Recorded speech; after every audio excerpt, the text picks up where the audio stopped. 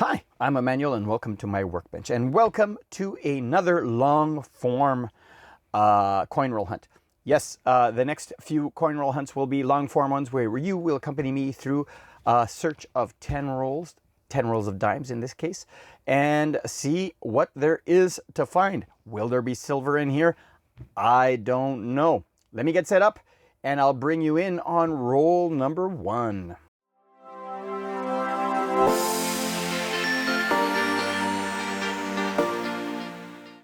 And here we are with roll number 1. We're going to start with these clear rolls. These clear rolls, I always like looking at them. It's very easy to see the edges of them. I don't see anything silvery or American or foreign. Sometimes by the edge we can tell. So let's go ahead and open them and see what we have in this roll. So dimes are hard for me because the dates are hard to look at. Here is a 2000. Nice to know that for the 2000s, there's two varieties. There's one made of nickel with no composition mark.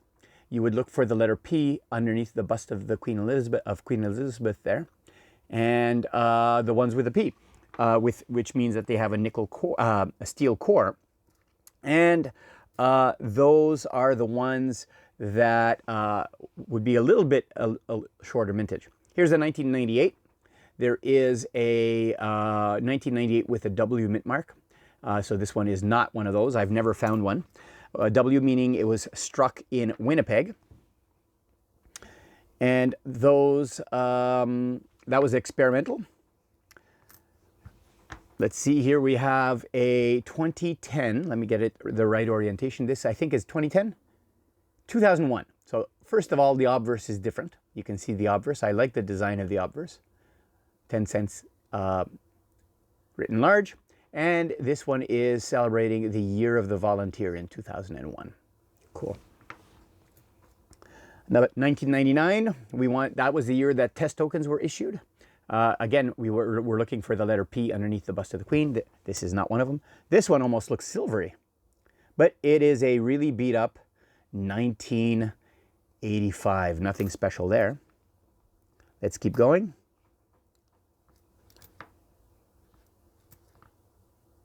$1992, celebrating our 125th anniversary of the formation of Canada. This one was a double date issue with very dirty, let me see if I can scratch it off here. Not really.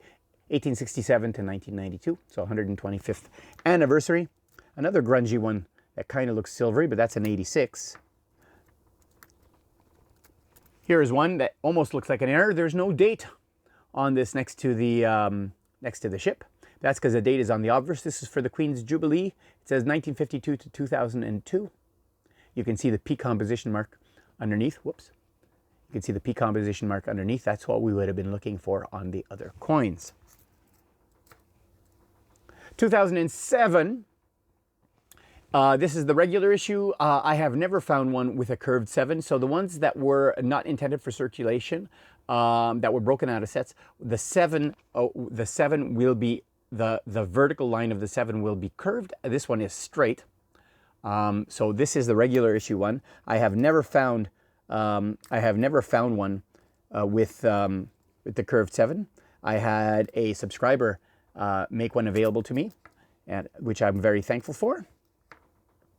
2003 was another year where on the obverse there would have been a W mint mark in addition to this P down here. 2003 was also the transitional year where the mint moved from the older bust to the old bust to this newer bust of uncrowned Queen Elizabeth II. Another year of the volunteer here.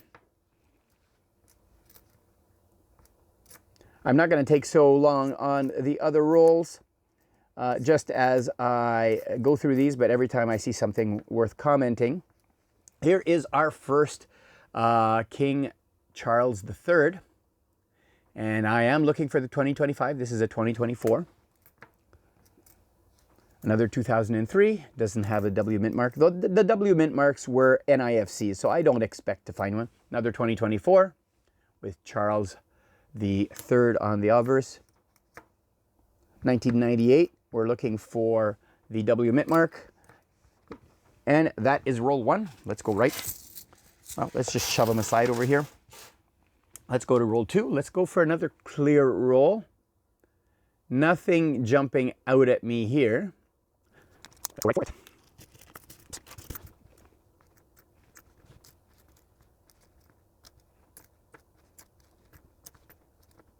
The dimes don't have a lot of variety in them. 2003, no W mint mark. They don't have a lot of variety in them. But you do get the occasional colorized one. This is a 2001. This is the regular issue 2001 as compared to the year of the volunteer. I don't know what we're going to find, if we're going to find any colorized ones, but you'll get to see the frequency of these dimes when they come up. 1968. So this is the transition year where they went from silver coins to nickel coins. So I always get my magnet and test to see if they're magnetic. If they're magnetic, they are not silver. But you will see 1968s occasionally. 1969 is another year to look for silver. They were not intended to be released as silver coins. And a few examples are known to exist. We have another year of the volunteer right there. Let's go to roll 3 and continue with these colorized transparent rolls. We do have one more after this. Nothing is jumping out at me. On these color rolls, the American quarters, American dimes, American nickels, American quarters all jump out at you because 1999, looking for that test token. 1968, not silver. Yeah, looking for, here's a 2022, nothing special there. Last year that Queen Elizabeth was alive. As I was saying, American coinage really stands out because of the copper edge. Here is a 1969. Just by the color, I know it's not silver, but you never know. You never know. Sometimes they might be slightly off. Here is a 2021. This was another one that had a double date for the 1921 to 2021 to celebrate the 100th year of the blue nose on our coinage. That's the year as well that they have the colorized one, the non-colorized version of the colorized one, and the NIFC one are the ones with the single dates. The ones that don't have the date that I'm covering over here, that's the one you want to really look for. So those would have been broken out of sets, or they would have been in special mint wrap rolls. The key date to look for, other than the silver ones, is 1970. 1970 was a low mintage year. Here's a 1980. 1980 has two varieties. I've never found the second variety. This is one, I'm just looking at it here. It looks like the standard variety. The second variety, the zero, is called the wide zero. So the zero in 1980 would be the wide zero. This is the standard one. I would actually have to look at one to be able to see the difference, because I don't think I might have come across them, but I've never, I could probably not tell the difference. All right, set these aside. Let's go to the last clear roll. Some dirty ones over here. This one looks like it's bent over here, the third one from the end. Let's see what we got. Another 2021 double date.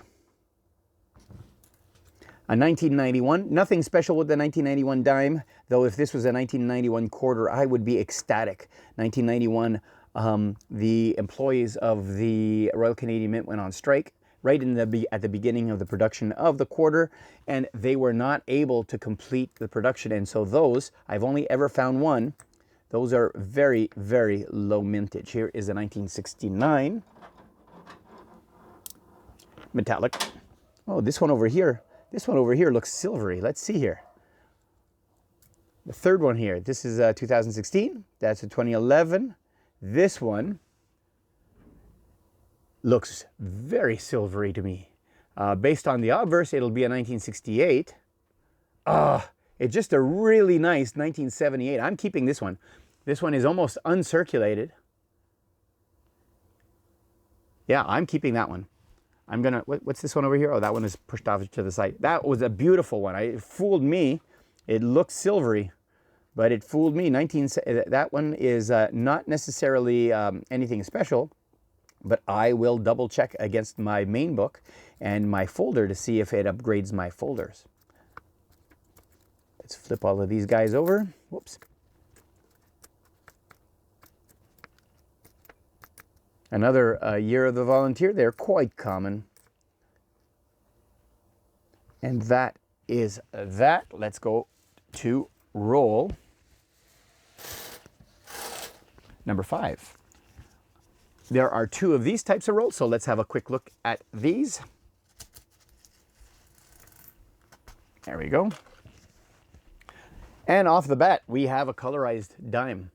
These are very common. This is the 2021. I don't really, this one is actually in an okay shape, but I don't keep them anymore. They're very, very plentiful, but you know, because colorized dimes pop, I save them on the board. So let's save it over here. Yeah, that one will most likely end up going back into circulation. I always hesitate when I see one of these yellowing coins because sometimes the yellowing like this indicates a silver coin, but that one was not from a year where silver coinage was produced, at least not to my knowledge. I mean, I could always check it. I did find a 1997 silver dime that was broken out of a silver set, which was crazy. I had originally looked at it, ignored it, set it aside, and before I finished the roll, I took a second look and I said, well, let me test it with a magnet. It doesn't cost me anything, just a few seconds, and sure enough, it was non-magnetic. That's when I started getting really excited and went to my Charlton guide, checked on the weight of what the silver coin was, because the silver coin had a different weight than the circulation coin. And after I weighed it on my jewelry scale, I confirmed that it was indeed the silver coin. Here's another 1968. Unfortunately, it is not silver. But as you can see, this is what, the third 1968 to date, and we're on roll 6. So they do appear in circulation. This is obviously not a roll that has been subject to the alloy recovery program, because all of the nickel dimes would have been gone, and so I wouldn't have had any of these older ones. My dog is barking. Apologies for that.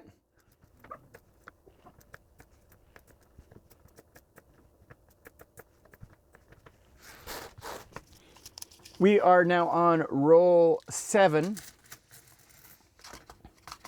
Make sure they're all out there. We have another colorized. No 2023s. I keep my eyes peeled for 2023s because there is reputedly Queen Elizabeth circulation strikes from 2023. Now this one has a weird finish. Oh, this is post-mint damage. It's quite scratched up. Yeah, 2021. And here you go. Another colorized, and another colorized, and yet another. And here is the uncolorized version. I really like this design. I wish they almost would have made this a permanent design, the uncolorized version. But anyways, it is not what the mint decided.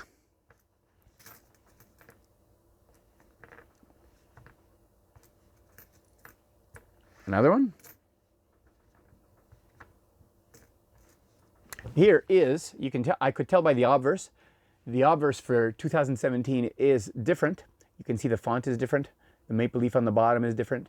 And so this one is a, supposed to be a dove in the shape of a maple leaf. And you see the double date there. This is for Canada's 150th anniversary in 2017. These are quite common as well.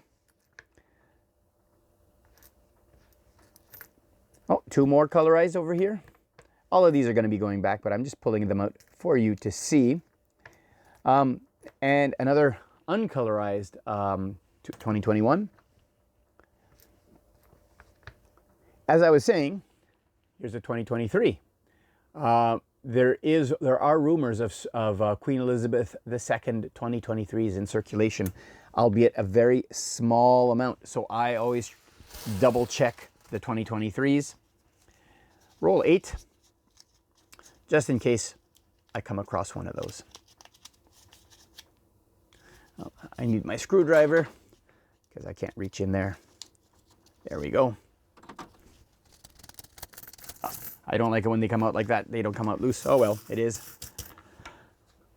what it is. Let's keep going. We're almost done this hunt. Thank you for bearing with me on this different format. I got some positive comments as well from some of the subscribers that you enjoy this this format.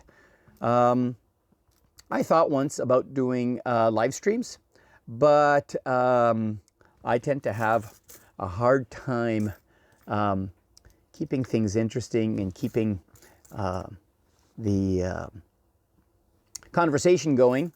I tend to go and a lot. I do cut those out as much as possible out of my videos. I'm very conscious about them, but who wants to listen to me hemming and hawing on my videos? So I cut those out in editing. And yeah, so I've thought about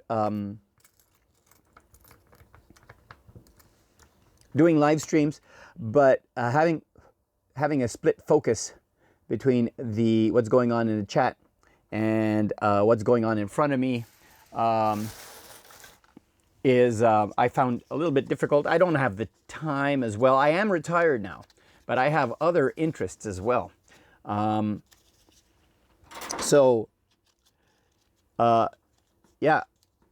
I do